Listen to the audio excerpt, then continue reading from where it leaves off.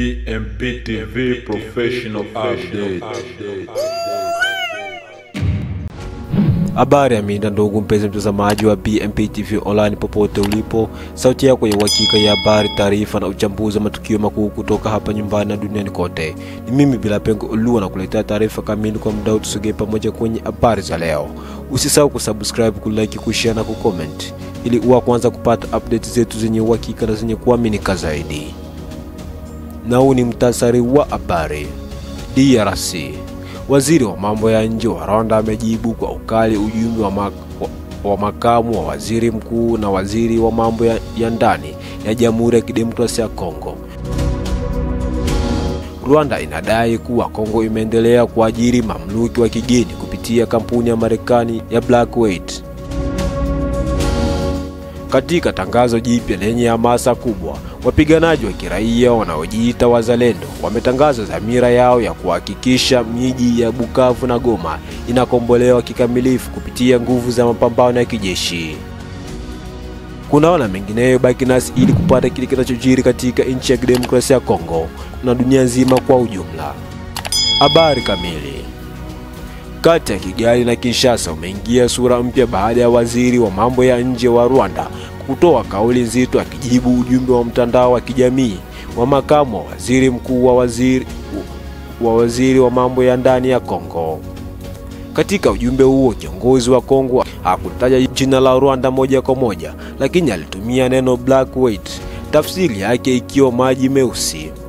Kwa mujibu wa Rwanda, neno hili si la kawaida, bali linaashiria moja kwa moja kampuni ya kijeshi binafsi ya Marekani, Blackwater, inayomilikiwa na Eric Prince. Kampuni hiyo imehusishwa mara nyingi na operesheni tata katika maeneo ya migogoro duniani. Kauli ya Rwanda.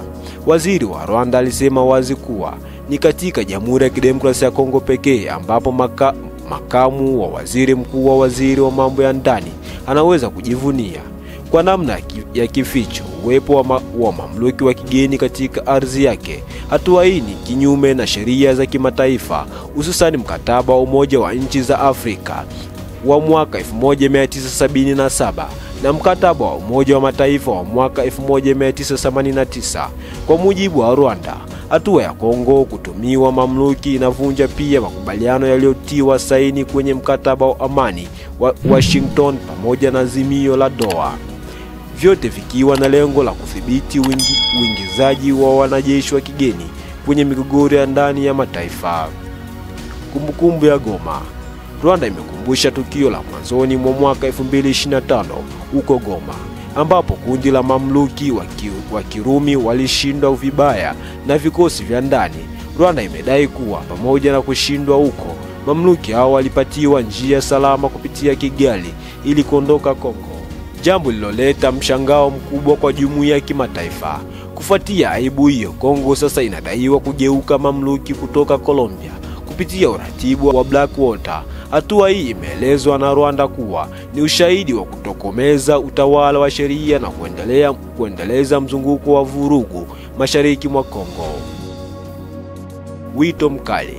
Waziri wa mambo ya nje wa Rwanda amesisitiza kuwa Kigali haitakiwi tena kulazimishwa kushirikiana katika kurudisha nyumbani vikundi vya mamluki vitakaposhindwa. Rwanda inasema kuwa jukumu hilo lipo mikononi mwa serikali ya Kinshasa na kwamba nchi yake haiwezi kugeuzwa daraja la upitishaji wa wanajeshi wa kigeni. Uchambuzi wa kimataifa, athari za kisheria. Sheria za kimataifa kupitia mkataba wa Umoja wa Afrika wa 1977 na ule wa Umoja wa Mataifa wa 1989 inakataza waziwazi kuajiri mamluki. Wataalamu wanasema ikiwa Kongo inathibitishwa kuhusika, inaweza kujikuta ikikabiliwa na ukosoaji mkubwa wa kidiplomasia na hata vikwazo kutoka kwa baadhi ya mataifa. Mtizamo wa Rwanda. Kwa kutoka kauli hii, Rwanda inaonekana kujiweka upande wa mlinzi wa sheria za kimataifa. Hata hivyo, wachambuzi wanatahadharisha kuwa Kigali yenyewe mara nyingi imetajwa kushirikiana na makundi yenye silaha mashariki mwa Kongo, hususan M23. Kwa hiyo msimamo huu unaweza pia kuelezwa kama mkakati wa propaganda wa kidiplomasia. Hali ya kikanda. Eneo la maziwa makuu limekuwa kitovu cha migogoro kwa zaidi ya miongo mitatu. Migongano ya kisiasa, migawanyiko ya kikabila na vita vya kibiashara imechangia hali ya wasiwasi wa kudumu. Kauli hii mpya ya Rwanda inaweza kuongeza tensheni ya kidiplomasia katika nchi hizo mbili. Hatari yake kubwa ni kwa raia wa mashariki mwa Kongo wanaendelea kubeba mzigo wa machafuko. Jumuiya ya kimataifa ikiwemo Umoja wa Mataifa na Umoja wa Afrika inatarajiwa kufuatilia kwa karibu. Kuna uwezekano mkubwa wa majukwaa ya kimataifa kushinikiza mazungumzo mapya katikati ya Kigali na Kinshasa ili kuepusha kuongezeka kwa vita vya kidiplomasia na kijeshi. Mchambuzi wa siasa za kimataifa kutoka Nairobi anasema kauli hii ya Rwanda ni pigo kwa taswira ya kidiplomasia ya Kongo, lakini pia inaonyesha jinsi Rwanda inavyotumia udhaifu wa majirani zake kujipatia nafasi kimataifa.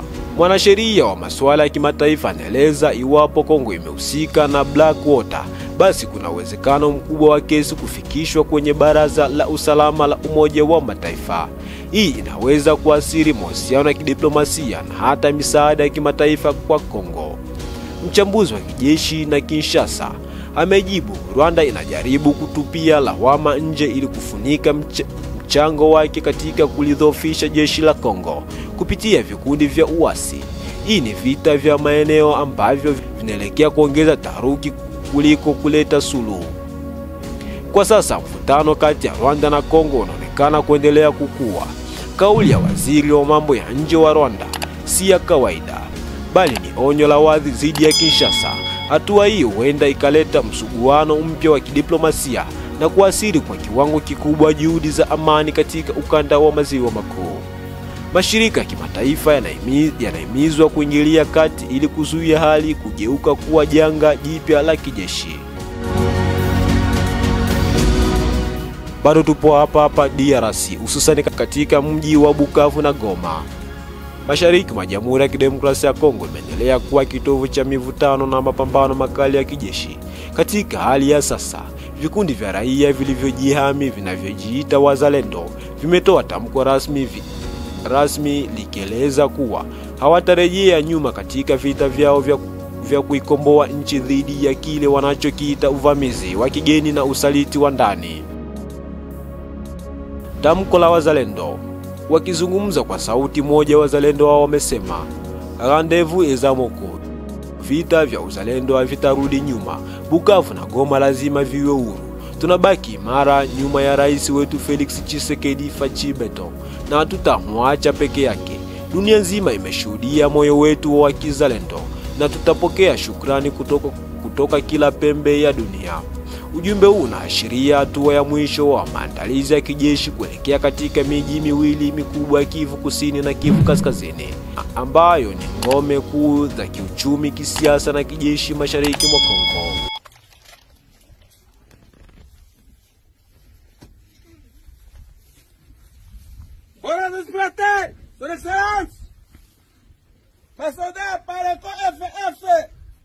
Panasimama mbele yako kusudi uwapatie morale mzuri na habari ya mpya ambao unawaletea. Mbele yako G3 Pareko FF Msafiri Noeli. Bravo zonte. Nepo.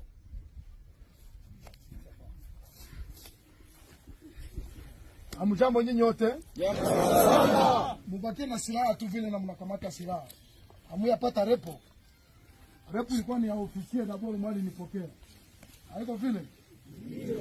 Haiko vile wandugu? Ndio.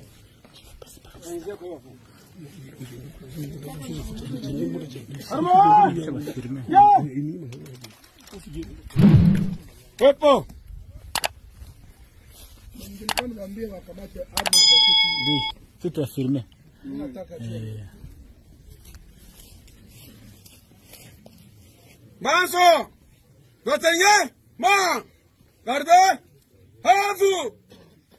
Centre porté! Arma!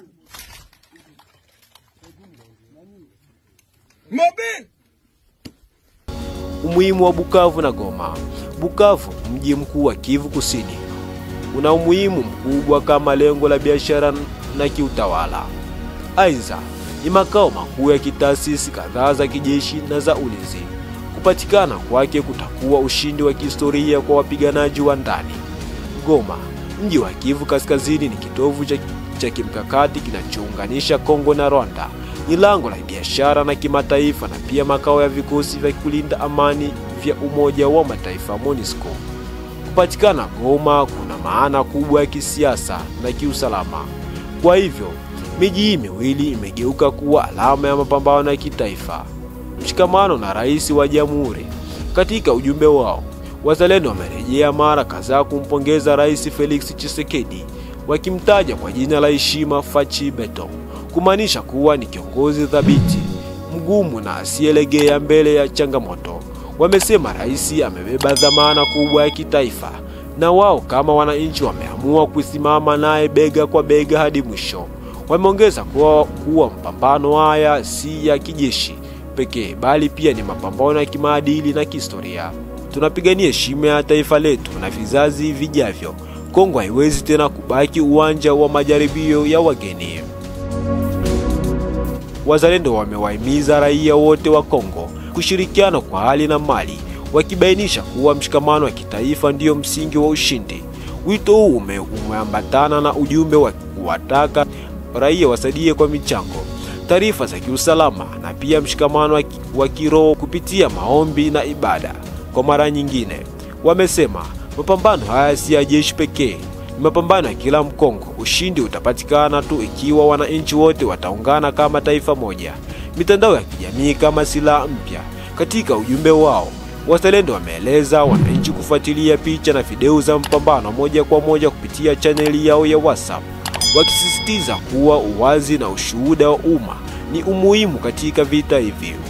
Mitandao ya kijamii kwa sasa imekuwa uwanja wa pili wa vita, ambapo taarifa, picha na video zinatumika kama silaha ya kuongeza morali, kueneza ukweli na mapambano na pia kupinga propaganda za wapinzani.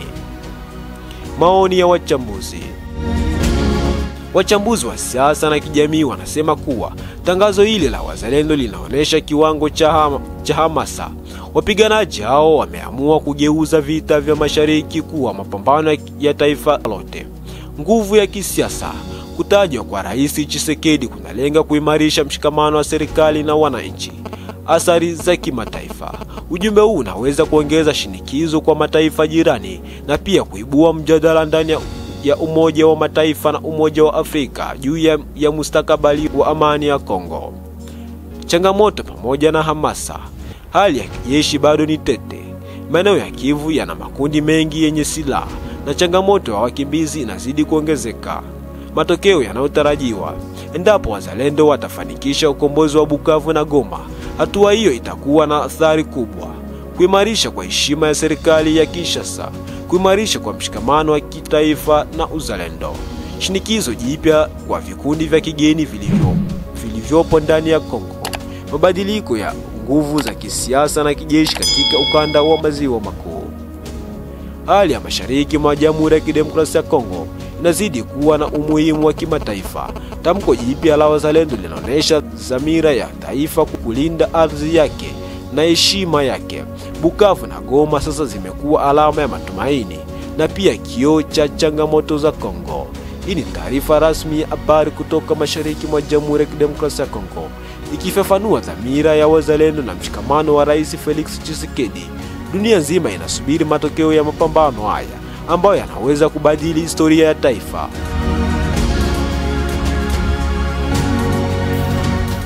Na hivi ndivyo tunafunga ukurasa wa habari kwa muda huu. Asante kwa kutenga muda wako kutazama taarifa zetu hapa BMP TV Online. Endelea kuwa nasi kwa vipindi vingine vinavyofuata, na usahau kutufuatilia kupitia majukwaa yetu yote ya kidijitali. Kwa niaba ya timu zima ya utayarishaji, ni mimi Bila Pengo Olua, nikutakia wakati mwema.